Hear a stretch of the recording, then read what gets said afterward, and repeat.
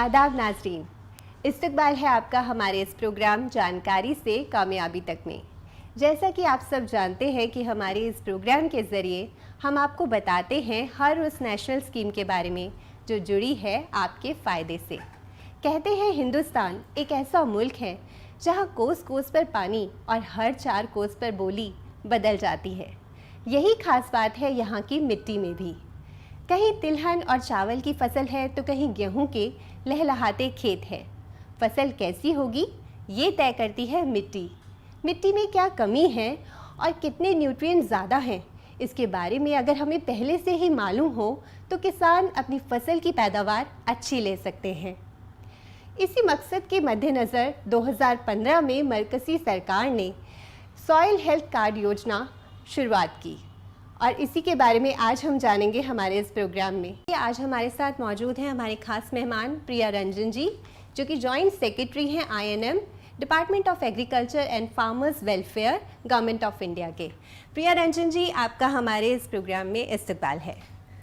इससे पहले कि हम आपसे बात करें सॉइल हेल्थ कार्ड स्कीम के बारे में, आइए एक नज़र डालते हैं इससे जुड़ी एक रिपोर्ट पर। लोगों को पता ही नहीं होता है कि मिट्टी की जांच के क्या क्या फायदे हैं।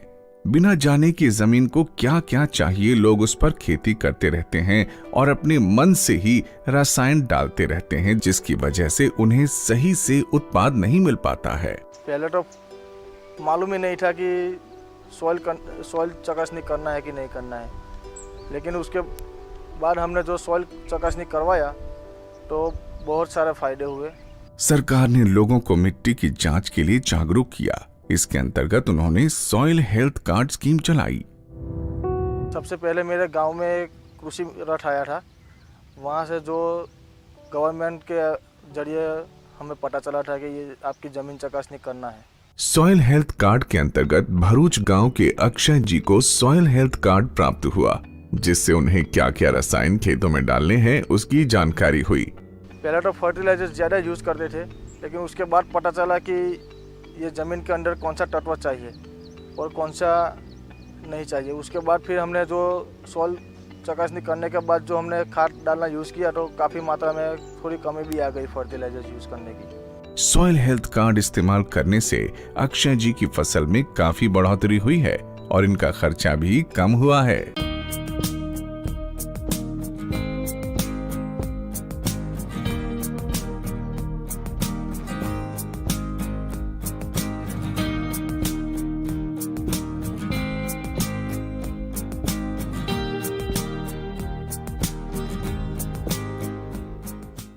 हमने मिट्टी की जांच का पहले पता नहीं था। ये भारत सरकार की जब स्कीम आई, जब उसके तहत पता चला कि मिट्टी की भी जांच होनी चाहिए, तो हमने मिट्टी की जांच करवाई। उससे ये पता चला मिट्टी में कौन कौन से तत्व कम है, किसी जो मात्रा ज़्यादा कम बत्ती हो रही है, तो उससे पता चला कि आप ये लगाओ, ये डालो, उससे हमने फायदा हुआ। इस टेस्ट से जब हमने ये फसलें उगाई तो पिछले फसलों के मुकाबले हमने देखा हमारा मुनाफा भी ज़्यादा हुआ और खर्चे की, जैसे कि अगर भूमि के अंदर ऐसे तत्व मौजूद थे जो यूरिया की ज़रूरत ना पड़े तो हमें यूरिया कम घेरनी पड़ी, दवाइयों का इस्तेमाल कम हुआ, जिससे किसान का खर्चा घटा और पैदावार बढ़ी। लेकिन जब ज़मीन में सारे जो मौजूदा तत्वों की जानकारी मिली, उसके बाद इसके अंदर कार्ड के अंदर लिखा होता है कि इस ज़मीन में कौन कौन सी फसल बढ़िया हो सकती है और आपको कब कब कौन कौन सी बीजनी चाहिए, उसमें कितनी कितनी पैदावार आ सकती है। तो निश्चित तौर पर आर्थिक लाभ बहुत ज़्यादा हुआ, क्योंकि किसान जो है जानकारी के बिना बहुत ज़्यादा फर्टिलाइजर्स और दवाइयों का इस्तेमाल लगातार खेती में कर रहा था, जिसके कारण उसकी लागत बढ़ रही थी। और जब से मिट्टी जांच हुआ तभी से मिट्टी जांच लगाते हुए समय अभी तक मैंने दिमाग का कोई पता नहीं है। और हम लोग इतना मेहनत करते हैं तो DAP और यूरिया का ज़्यादा पहले प्रकोप देना पड़ता था, उसी से हम लोगों का क्षति कुछ हो जाता था। और जब से मिट्टी जांच करके उसमें माटी जांच जब से हो गया, तब से हम लोग का खाद भी कंपनसेशन हो गया। प्रिया रंजन जी, सॉइल हेल्थ कार्ड स्कीम का मकसद क्या है? ह्यूमन हेल्थ में हम जानकारी चाहते हैं कि हम अगर टेस्टिंग कराते हैं, डायग्नोसिस कराते हैं, तो आजकल लेबोरेटरीज़ में जाते हैं, पता करते हैं कि हमारे शुगर में, ब्लड में और विभिन्न पैरामीटर्स में क्या उसके लेवल्स हैं, और उससे पता चलता है कि व्यक्ति को किस चीज़ की कमी है या कौन सी परेशानी है। वैसे ही मृदा के केस में, सॉइल के केस में हम सॉइल हेल्थ कार्ड के माध्यम से ये जान सकते हैं कि सॉइल में किस न्यूट्रिएंट की कमी है, किसकी अधिकता है और कौन कौन से ऐसे तत्व हैं जिनको हम अलग से पूर्ति जिनकी की जाए, तो जो क्रॉप है, जो फसल लेने की हम सोच रहे हैं, उसमें बढ़िया से बढ़िया पैदावार आए। इस कार्ड में क्या जानकारी होती है और किसानों को इससे क्या फ़ायदा मिलता है? देखिए, इसमें करीब 12 न्यूट्रिएंट्स की जानकारी होती है। किसानों को ये बताया जाता है कि आपके सॉइल, आपकी मृदा में कार्बन, नाइट्रोजन, ऑक्सीजन, फास्फोरस, इस तरह के जो पोषक तत्व हैं उनके क्या लेवल्स हैं, कितना हमें जो आइडियल लेवल है वो हमें पता है कि अच्छी से अच्छे फसल होने के लिए क्या लेवल होना चाहिए और क्या लेवल आपके सॉइल में है। तो मैक्रोन्यूट्रिएंट और माइक्रोन्यूट्रिएंट दोनों की हमें जानकारी मिलती है। हमें उसके पीएच, उसकी इलेक्ट्रिकल कंडक्टिविटी के बारे में जानकारी मिलती है, जिससे कि ये हम किसान ये तय कर पाता है कि अगर उसको किसी पर्टिकुलर, किसी विशेष तरह की फसल लेनी है तो उसमें किस तरह के उपचार करने हैं।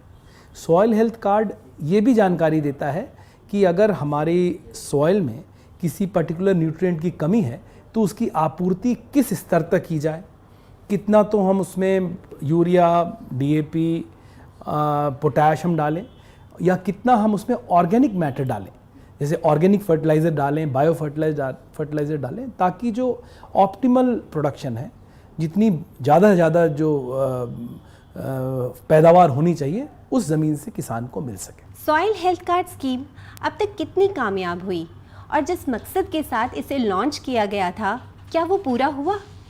ये तो सॉइल हेल्थ की जानकारी की जो प्रक्रिया है, ये सतत प्रक्रिया है। ये प्रक्रिया हमेशा आगे भी चालू रहेगी। ये भारत सरकार ने 2015 में कार्यक्रम चालू किया था, जिससे कि एक अभियान के तौर पे देश के किसानों को उनके मृदा की जो हेल्थ है उसके बारे में जानकारी दी जा रही थी। मैं ये नहीं कह रहा कि ये प्रक्रिया या ये टेक्नोलॉजी पहले उपलब्ध नहीं थी, लेकिन एक अभियान के तौर पे पूरे देश के किसानों को इसमें शामिल किया गया था। इसके लिए फाइनेंशियल जो सपोर्ट है भारत सरकार ने अपने सॉइल हेल्थ कार्ड स्कीम के माध्यम से प्रोवाइड कराया था। राज्य सरकारों ने बड़ा मेजर रोल प्ले किया, जिसमें कि उन्होंने किसानों को चयन किया, उनके खेतों का चयन किया और उसमें जो मृदा की जो हेल्थ है उसकी जानकारी उनको, किसानों को उपलब्ध हो पाई, राज्य सरकारों को और केंद्र सरकार को उपलब्ध हो पाई, ताकि जो लार्जर पॉलिसी प्लानिंग है उसमें उसका यूज़ हो सके। क्योंकि सॉइल का हेल्थ हम जैसे उसका केयर करेंगे, जिस तरह के क्रॉप्स लेंगे, जिस तरह का एनवायरनमेंट है, वेदर है, उस पर डिपेंड करता है। तो ऐसा नहीं है कि 15 से 17 में हमने जब एक बार हेल्थ कार्ड बनाया और हेल्थ का परीक्षण किया, उसके बाद आवश्यकता नहीं। हर 2 साल में जब भी किसान कोई नया क्रॉप लेगा या नई पैदावार लेने का सोचेगा तो उसको आइडियल कंडीशन में सॉइल हेल्थ की टेस्ट कराना चाहिए। सर, मिट्टी की सेहत की जांच किस तरह से की जाती है? मिट्टी की जांच उपकरणों के माध्यम से की जाती है और ये एक जो केमिकल प्रोसेस है, कुछ तो फिज़िकल कैरेक्टर्स है, कुछ केमिकल कैरेक्टर्स हैं और इसके लिए लेबोरेटरीज़ होती हैं। जैसे हमारे ब्लड सैंपल्स चेक करने के लिए लेबोरेटरीज़, डायग्नोस्टिक लैब्स होती हैं। सॉइल हेल्थ की भी जांच करने के लिए लेबोरेटरीज़ राज्य सरकारों ने और केंद्र सरकार ने बनवाई हैं। और इन लेबोरेटरीज़ में किसान अगर अपने खेत की मिट्टी लेके जाता है तो उसको उस मिट्टी के विषय में पूरी जानकारी दी जाती है परीक्षण के उपरांत। खेत के लिए मिट्टी में किन न्यूट्रिएंट्स की ज़रूरत होती है और किसानों को आमतौर पर इसके बारे में पता होता है? ये किसान जो किसानी कर रहे हैं वो काफ़ी समझदार हैं। उनको पता है कि उनकी जो मिट्टी है, अगर जैसी पैदावार वो चाहते हैं वैसी नहीं हो रही है तो उसमें ज़रूर किसी तरह की कमी है या किसी तरह के उसमें बदलाव की आवश्यकता है। तो सॉइल हेल्थ कार्ड के माध्यम से उनको ये पता चलता है कि उस मिट्टी के नमूने में carbon, organic carbon, nitrogen, phosphorus, potash, magnesium, carbon, copper, zinc, उसका पीएच, उसकी इलेक्ट्रिकल कंडक्टिविटी, क्या उसका स्टेटस है, वो एक बार बता देते हैं। साथ में जो सॉइल हेल्थ कार्ड का प्रारूप देखेंगे तो उसमें बताया जाता है किसान को कि आपके मिट्टी में इन चीज़ों की इतनी कमी है, और इस कमी को दूर करने के लिए अगर आप फर्टिलाइज़र यूज़ करते हैं, डीएपी, यूरिया, पोटाश यूज़ करते हैं तो इतने किलो प्रति हेक्टेयर आपको लगाना पड़ेगा या प्रति एकड़ डालना पड़ेगा। या ऑर्गेनिक फर्टिलाइज़र आप इस्तेमाल करते हैं, जैसे आप वर्मी कंपोस्ट इस्तेमाल करते हैं या फार्म यार्ड मैन्योर करते हैं या गोबर से बनी खाद इस्तेमाल करते हैं, तो उसकी इतनी मात्रा आपको इस्तेमाल करनी पड़ेगी। तो ये सारी चीज़ें सॉइल हेल्थ कार्ड के अंदर उसको किसान को बताई जाती हैं। अक्सर देखा गया है कि किसान फसल कटने के बाद स्टबल या फिर जिसे खूंटी कहते हैं उसे जला देते हैं, तो उससे भी क्या मिट्टी को नुकसान होता है? पूजा जी, मैं ये कहना चाहूँगा, ये जो खूंटी या फिर ये स्टबल बर्निंग की जो समस्या है, अगर हम देखें अपने पुराने ट्रेडिशनल खेती के तकनीक जब हम देखते हैं तो उसमें ये खूंटी के जलाने की समस्या नहीं थी। उसका कारण था कि किसान 2 फसल लेता था और हमारे पास उन बीच इंटरिम पीरियड में फसल लेने की क्षमता नहीं थी। बहुत सारे कारण थे उसके, इरिगेशन के कारण तो और भी बहुत सारे कारण थे। अब क्योंकि 2 क्रॉप्स के बीच में टाइम पीरियड कम होता है तो किसान सोचता है ये आसान तरीका है, मैं जला के इसका निजात पा के नया फसल लूँगा। परंतु ऐसा करने से जो मिट्टी है उसकी जो उर्वरक क्षमता है उसमें बहुत कमी आती है, क्योंकि वो बहुत हाई टेम्परेचर पे जलता है। तो उससे जितने ऐसे तत्व हैं जैसे कार्बन है, नाइट्रोजन है, फास्फोरस है, वो सारे जल के ऑक्सीडाइज होकर धुएं के फॉर्म में उड़ जाते हैं और उनकी कमी हो जाती है। साथ में क्योंकि मिट्टी एक लिविंग इकोसिस्टम है, हमें ये समझना पड़ेगा मिट्टी एक लिविंग इकोसिस्टम है जिसके अंदर ऑर्गेनिजम्स रहते हैं, जिसके अंदर बैक्टीरिया रहते हैं, बहुत तरह के माइकोराइजा रहते हैं, बहुत तरह के जीवाणु रहते हैं जो कि उसकी उर्वरक क्षमता को बनाते हैं। तो वो हाई टेम्परेचर होने के कारण सारे जो जीवाणु है वो नष्ट हो जाते हैं। एक तरह से मैं कहूँ तो बिल्कुल सैनिटाइज हो जाता है। सैनिटाइज होने से उसकी जो फर्टिलिटी है, उर्वरक क्षमता है, बहुत कम हो जाती है। सॉइल हेल्थ कार्ड के लिए एक वेब पोर्टल शुरू किया गया था, तो ये वेब पोर्टल कैसे काम करता है? ये सॉइल हेल्थ कार्ड स्कीम के अंतर्गत एक वेब पोर्टल का निर्माण 2015 से 17 के बीच में किया गया। यह सोच के किया गया कि पूरे देश में जहाँ भी सॉइल टेस्टिंग हो रही है, कोई भी किसान सॉइल टेस्टिंग करा रहा है, तो उसकी जो डिटेल है वो हमारे एक यूनिफाइड पोर्टल पे अवेलेबल हो जाए, पब्लिक डोमेन में अवेलेबल हो जाए। और कल को किसी भी कारण से कोई जानना चाहता है, जैसे पॉलिसी बनानी है, हमें ये देखना है कि एक पर्टिकुलर टाइप का न्यूट्रिएंट इस जगह के सॉइल में क्या स्टेटस है, या किसी राज्य के या किसी ज़िले में सॉइल हेल्थ की क्या स्टेटस है, तो वो हम देख सकें और उस तरह की हम परियोजना या पॉलिसी डिसीजंस ले सकें। ये जो पोर्टल है किसान खुद भी एक्सेस कर सकता है, राज्य सरकारें, केंद्र सरकार और research institutions, educational institutions, colleges, universities, सारे लोग इसको एक्सेस कर सकते हैं। ओपन सोर्स है, इसमें किस तरह किसान के पर्सनल डेटा के अलावा बाकी सारा डेटा अवेलेबल होता है। इसके लिए अब कितने टेस्टिंग सेंटर्स बनाए गए हैं? पूरे देश में करीब 12,600 के आसपास सॉइल टेस्टिंग सेंटर्स हैं, जो कि जिले स्तर पे, राज्य स्तर पे, ब्लॉक स्तर पे और ग्राम स्तर पे हैं। और इनमें किसान बहुत मामूली सा फीस दे करके अपने सॉइल के सैंपल की टेस्टिंग करा सकता है। बहुत सारे राज्यों ने इसमें ये टेस्टिंग को फ्री रखा है, जिसमें किसान सिर्फ अपने मृदा के जो सैंपल हैं उसको लेके जाता है, देता है, उसको रिपोर्ट मिल जाती है। बहुत जगह ऐसी भी हमारे सुविधा बनाई जा रही है कि किसान अपने खेत से जो मिट्टी उठाता है तभी से उसकी टैगिंग हो जाती है, जियो टैगिंग हो जाती है, और वो सारा डेटा हमारे जो पोर्टल है उसके ऊपर अवेलेबल हो जाता है। तो कभी भी देख सकता है, हिस्टोरिकल डेटा भी, आगे का भी डेटा। सॉइल हेल्थ कार्ड का स्कीम स्ट्रक्चर क्या है? जो फर्स्ट साइकिल 2015 से 17 में की गई, उसमें करीब 10 करोड़ 75 लाख सॉइल सैंपल्स लिए गए और इन सैंपल्स की टेस्टिंग की गई और उसके रिजल्ट्स फार्मर को उसके प्रेस्क्रिप्शन की किस तरह से इसमें हम सुधार कर सकते हैं उन सजेशन के साथ बताई गई। उसके बाद दूसरा साइकिल शुरू हुआ 2017 से 19 के बीच में, जिसमें करीब 11 करोड़ सॉइल सैंपल हमने टेस्ट किए और उनमें भी यही जानकारी किसानों को हम लोगों ने उपलब्ध कराई। ये जानकारी पब्लिक डोमेन में अवेलेबल है। ये जानकारी जो आई स्टेट्स को, राज्यों को और हमारे भारत सरकार में कृषि विभाग और अन्य विभाग जो हैं जो इस तरह के डेटा का इस्तेमाल करते हैं उनको अपने पॉलिसी प्लानिंग में काफ़ी इससे मदद मिली। एक कंपोनेंट तो इसका ये था। दूसरा कंपोनेंट था कि डेमोन्स्ट्रेशन के माध्यम से किसानों को बताना कि कैसे हम सॉइल सैंपल कलेक्ट करेंगे और सॉइल सैंपल के रिजल्ट के हिसाब से हम कैसे उस मिट्टी में जो कमियां उनको कैसे दूर करेंगे। तो मॉडल डिमॉन्स्ट्रेशंस के माध्यम से किसानों को ये बताया गया कि आप इन तरीकों से ये जो कमियां हैं और ये जो सॉइल के अंदर अमेंडमेंट्स हैं आप करेंगे तो आपकी फसल की बढ़िया से बढ़िया पैदावार आपको मिलेगी। किसानों को अगर कोई मदद चाहिए रुपए से जुड़ी, तो क्या इस स्कीम के तहत उन्हें कोई ऐसी मदद भी मिल सकती है? मैंने जैसा आपको अवगत कराया कि ये जो टेस्टिंग का काम है ये बहुत ही मामूली से खर्चे, मतलब 25 रुपये 30 रुपये दे के होता है कुछ राज्यों में, और कुछ राज्यों में ये फ्री है। इसके लिए किसी तरह का पैसा देना नहीं पड़ता है किसान को। ये राज्य सरकार केंद्र सरकार के परियोजना के अंतर्गत इसके कॉस्ट को वहन करती है। किसानों को इस स्कीम में अपने सॉइल हेल्थ के अलावा सॉइल हेल्थ की जानकारी से ये पता चल जाता है कि उसमें क्या कमियां हैं।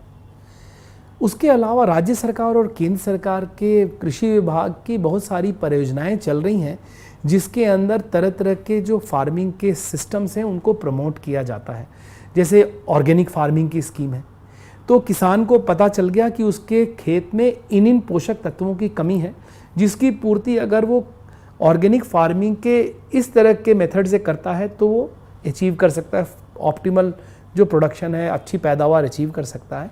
तो उस परियोजना में वो अपना खुद को शामिल करवा सकता है राज्य सरकार से। उसमें किसान को सपोर्ट किया जाता है, फंडिंग सपोर्ट मिलता है और इनपुट्स के लिए, उर्वरक के लिए, ऑर्गेनिक खाद के लिए उसको पैसे भी मिलते हैं। खेती में किसान भी बटे हुए हैं, कुछ छोटे किसान हैं और कुछ बड़े किसान हैं, और कौन सी खेती कौन से किसान करेंगे ये भी पुश्तैनी चला आ रहा है। तो ऐसे में जब आप उन्हें सलाह देते हैं तो क्या वो मानेंगे? ये किसान जो है वो एक तरह का एंटरप्रेन्योर है। उसको समझ में आता है उसकी पूरी रोजी उसकी आजीविका उस ज़मीन पे टिकी हुई है। उसको पता है कि अगर मैं इस तरह की फसल लूँगा तो मुझे ज़्यादा फ़ायदा होगा। ये जो जानकारी है, क्योंकि ये डिमांड ड्रिवन जानकारी है, जिस चीज़ की मार्केट में ज़्यादा डिमांड है, जो ज़्यादा वैल्यू जिस चीज़ का मिलता है वही किसान लेना चाहता है। इसके बारे में तरह तरह की जानकारियाँ कृषि विभाग से, जो केवीके हैं, जो हमारे ICR सिस्टम के अंतर्गत केवीकेस बने हैं, कृषि विज्ञान केंद्र, उसके माध्यम से भी दी जाती है। उसके अलावा जो मार्केट में जो लोग काम करते हैं, जिनको पता है किस तरह की चीज़ों की डिमांड आ रही है, उनसे भी डिमांड की जानकारी उनको मिलती है। तो इन चीज़ों को ध्यान में रखते हुए और अपने क्षेत्र, अपने खेत की क्षमता को ध्यान में रखते हुए किसान निर्णय लेता है कि वो किस तरह की फसल करे।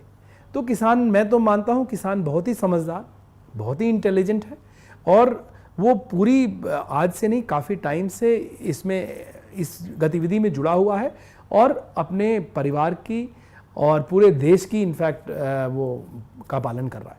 सॉइल हेल्थ कार्ड के लिए किन दस्तावेजों की ज़रूरत है और कैसे खुद को रजिस्टर किया जा सकता है? देखिए, ये किसान को इस पोर्टल में अपना नामांकन करने के लिए बहुत ही जो बेसिक जानकारी है उसको देने की आवश्यकता होती है। उसका नाम, उसके गांव का नाम, ग्राम पंचायत का नाम, ब्लॉक का नाम, जिले का नाम, राज्य का नाम, इसके साथ में मोबाइल नंबर उसको देना ज़रूरी है। आधार देने का भी प्रावधान पोर्टल में है, लेकिन आधार अगर कुछ क्षेत्र में अगर नहीं बना है किसानों का तो आधार की कंपल्शन नहीं है इसमें नामांकन करने के लिए। ये सूचना अगर किसान उपलब्ध कराता है तो इसमें अपने को नामांकित कर सकता है। जब बहुत बारिश होती है तो बाढ़ आ जाती है और जब बारिश नहीं होती तो सूखा पड़ जाता है। ऐसे में सॉइल इरोजन भी एक बड़ी दिक्कत है किसानों के लिए। सॉइल, बारिश और बाढ़, इनके माध्यम से सॉइल इफेक्ट होता है और भी बहुत सारे कारण हैं जिससे सॉइल इफेक्ट होता है। अच्छा, ठीक है, फिर से मैं देखिए, अत्यधिक वर्षा और बाढ़, इससे सॉइल पे बहुत ही एडवर्स इफेक्ट पड़ता है, बहुत ही बुरा प्रभाव पड़ता है, जिससे कि ऐसे पोषक तत्व जो कि पानी में घुल के बह जाते हैं पानी में घुल सकते हैं, वो बह के वहाँ से निकल जाते हैं और जो उर्वरक क्षमता है भूमि की वो कम हो जाती है। तो किसानों को ऐसी अतिवृष्टि होने के बाद समस्या आती है, जिसको हमें सही ट्रेनिंग और सही जानकारी किसानों को उपचार करने की देके उनकी किसानी और उनके फसल पैदावार को रिस्टोर किया जा सकता है। पहले किसान एक फसल लेते थे और ज़मीन परती छोड़ देते थे, लेकिन आजकल एक से ज़्यादा या 2 फसल लेनी पड़ती है क्योंकि खेती की लागत बहुत बढ़ गई है। तो इस वजह से भी क्या मिट्टी के न्यूट्रिएंट्स कम हो जाते हैं? बड़ा अच्छा प्रश्न आपने किया। मिट्टी के अंदर जो पोषक तत्व हैं वो सीमित हैं और हम उससे कितनी फसल ले सकते हैं वो भी सीमित है। अगर हमें ज़्यादा फसल लेनी है उसी मिट्टी से, उसी भूमि से, तो हमें उसमें ज़्यादा पोषक तत्व डालने पड़ेंगे। एक और समस्या है कि अगर हम इनऑर्गेनिक फर्टिलाइज़र जो कि DAP, यूरिया और इस तरह के केमिकल फर्टिलाइज़र डालते हैं तो उससे भी सॉइल के जो डिग्रेडेशन है वो बढ़ जाता है। तो इसमें बहुत ज़रूरी है कि किसान को सही जानकारी हम दें कि कैसे वो ऑर्गेनिक फर्टिलाइज़र्स, ट्रेडिशनल फर्टिलाइज़र्स और कुछ हद तक केमिकल फर्टिलाइज़र्स अगर ज़रूरी है, इन सब का एक सही मिक्सचर इस्तेमाल करके अपनी भूमि को कम से कम नुकसान होने दे और उसकी फर्टिलिटी रिस्टोर करके रखे, ताकि उसके अगर 2 से 3 फसल भी अगर करता है एक साल में तो उसकी उर्वरक क्षमता पे कोई एडवर्स इफेक्ट नहीं पड़े और उसकी पैदावार बरकरार रहे।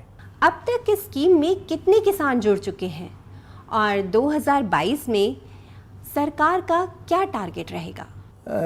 मैं आपको बताना चाहूँगा, इसमें करीब 22 करोड़ किसानों के खेतों पे परीक्षण किए गए हैं। उसके अलावा करीब 1 करोड़ के आसपास और किसान जुड़े हैं। 2022 में ऐसा सोच आ रहा है कि ये जो डायग्नोसिस है, ये किसान भूमि में जिस तरह की कमी है अगर देखने को मिल रही है, उसके बारे में किसान की जो जानकारी है वो डिमांड ड्रिवन होनी चाहिए। अगर मैं किसानी करता हूँ या आप किसानी करते हैं तो आपको खुद अगर ऐसी आपको आवश्यकता फील होती है कि मेरे भूमि का मुझे टेस्टिंग कराना चाहिए, तो भारत सरकार अब चाह रही है कि ऐसे लेबोरेटरीज़ वो विलेज लेवल पे उपलब्ध कराए। इन लेबोरेटरीज़ को चलाने के लिए जो एंटरप्रेन्योर्स हैं, महिला स्वयं सहायता समूह हैं, उनको इसमें हमारी कोशिश है कि इन लोगों को इसमें शामिल करें ताकि उनके रोज़गार का भी अवसर मिल सके उनको, और किसानों को अपनी सॉइल सैंपल टेस्ट कराने के लिए ब्लॉक या ज़िले पे नहीं आना पड़े और मौके पे ही उनको जानकारी और टेस्टिंग की फैसिलिटी मिल जाए। ये एक बड़ा कदम हम लोग लेने जा रहे हैं, और मतलब soil testing at the doors 2022 में और आगे आने वाले सालों में ये, क्योंकि स्कीम के काफ़ी अच्छे रिजल्ट्स आए हैं तो इस स्कीम को कंटिन्यू किया जा रहा है। इस स्कीम का स्वरूप थोड़ा चेंज किया गया है ताकि छोटे स्तर पे लेबोरेटरीज बनाई जाएं जो विलेज लेवल पे हों, ग्राम स्तर पे हों, और ग्राम के जो लोग हैं वही उनको चलाएं। जो स्वयं सहायता समूह है महिलाओं के आजीविका मिशन के अंदर बने हैं वो चलाएं। कोई ऐसा एंटरप्रेनर है, पढ़ा लिखा लड़का है या लड़की है जो 10वीं 12वीं पास है, कंप्यूटर ऑपरेट कर सकती है, और उसको छोटी मोटी हम अगर ट्रेनिंग दिलवा देते हैं टेस्टिंग की तो उसमें उसकी जानकारी लेके गांव में वो छोटा सा स्टॉल खोल सकती है। तो उसका प्रावधान हमने स्कीम में किया है, जिसके लिए हम उसको सारा इक्विपमेंट, कंप्यूटर और उस तरह की चीज़ें स्कीम के अंतर्गत प्रोवाइड करेंगे और स्टेट गवर्नमेंट के माध्यम से उनकी ट्रेनिंग कराएंगे ताकि सॉइल टेस्टिंग की जो विधा है, जो फैसिलिटी है वो गांव के अंदर ही मिल सके। और जब भी चाहिए किसान को, आज अब मैंने खरीफ की कराई, कल मुझे रबी में जाना है, जितना इंटेंसिव एग्रीकल्चर हम करेंगे उतनी ज़्यादा ज़मीन की या भूमि में जो पोषक तत्व वो कम होंगे। तो उसकी जानकारी लेके हम आगे ट्रीटमेंट करेंगे, किसान ट्रीटमेंट करेगा तो उसको बढ़िया से बढ़िया फसल की पैदावार मिलेगी। सॉइल हेल्थ कार्ड स्कीम के तहत किसानों को एक कार्ड दिया जाता है। इस कार्ड में खेत की मिट्टी किस तरह की है इसके बारे में सारी इन्फॉर्मेशन लिखी होती है, जिससे किसान अपने खेत की मिट्टी के हिसाब से फसल लगाकर मुनाफा कमा सकते हैं। तो कैसे बनता है ये सॉइल हेल्थ कार्ड और किन दस्तावेज़ों की होती है ज़रूरत, और इसके लिए कहाँ रजिस्टर कर सकते हैं, आइए जानते हैं।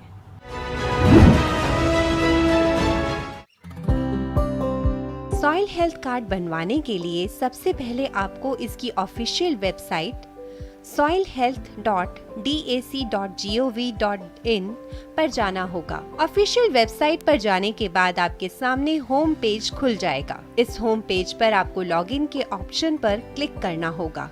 इस ऑप्शन पर क्लिक करने के बाद आपके सामने आगे का पेज खुल जाएगा। इस पेज पर आपको अपने स्टेट को चुनना है। स्टेट सिलेक्ट करने के बाद आपको कंटिन्यू के बटन पर क्लिक करना होगा, जिसके बाद आपके सामने आगे का पेज खुल जाएगा। इस पेज पर लॉगिन फॉर्म खुलेगा। क्योंकि आप न्यू यूजर हैं, इसलिए इसमें आपको नीचे न्यू रजिस्ट्रेशन के ऑप्शन पर क्लिक करना होगा। ऑप्शन पर क्लिक करने के बाद आपके सामने रजिस्ट्रेशन फॉर्म खुल जाएगा। इस रजिस्ट्रेशन फॉर्म में आपका यूजर ऑर्गेनाइजेशन डिटेल्स, लैंग्वेज कौन सी रखना चाहते हैं, user details, user login account details, सभी पूछी गई जानकारी बारी बारी भरनी होगी। सभी जानकारी भरने के बाद आपको सबमिट के बटन पर क्लिक करना होगा। यहाँ आपका रजिस्ट्रेशन हो जाएगा। सक्सेसफुली रजिस्ट्रेशन करने के बाद आपको लॉगिन करना होगा। इसके लिए आपको वेबसाइट के होम पेज पर जाना होगा और लॉगिन फॉर्म खोलना होगा। लॉगिन फॉर्म में आपको अपना यूजर नेम और पासवर्ड डालना होगा। इस तरह आप सॉइल हेल्थ कार्ड के लिए रजिस्टर कर सकते हैं। इसी तरह सॉइल हेल्थ कार्ड प्रिंट करने के लिए भी आपको सबसे पहले इसकी ऑफिशियल वेबसाइट पर जाना होगा। ऑफिशियल वेबसाइट पर जाने के बाद आपके सामने होम पेज खुलेगा। इस होम पेज पर आपको फार्मर कॉर्नर में प्रिंट सॉइल हेल्थ कार्ड का ऑप्शन दिखाई देगा। आपको इस ऑप्शन पर क्लिक करना होगा। इसके बाद आपके सामने सॉइल हेल्थ कार्ड खुल जाएगा, जिसे आप प्रिंट कर सकते हैं। सैंपल रजिस्ट्रेशन करने के लिए होम पेज पर आना होगा। सैंपल रजिस्ट्रेशन मोबाइल ऐप का लिंक मिलेगा, जिस पर क्लिक करके आप ऐप डाउनलोड कर सकते हैं। इसी तरह test result entry mobile app भी डाउनलोड कर सकते हैं। डाउनलोड करके ऐप को इंस्टॉल कर सकते हैं और तमाम जानकारी फोन पर हासिल कर सकते हैं। सॉइल हेल्थ कार्ड से जुड़ी किसी तरह की दिक्कत अगर पेश आती है तो आप दिए गए हेल्पलाइन नंबर पर कॉल कर मालूम कर सकते हैं। 011-243-05591, 011-243-05948।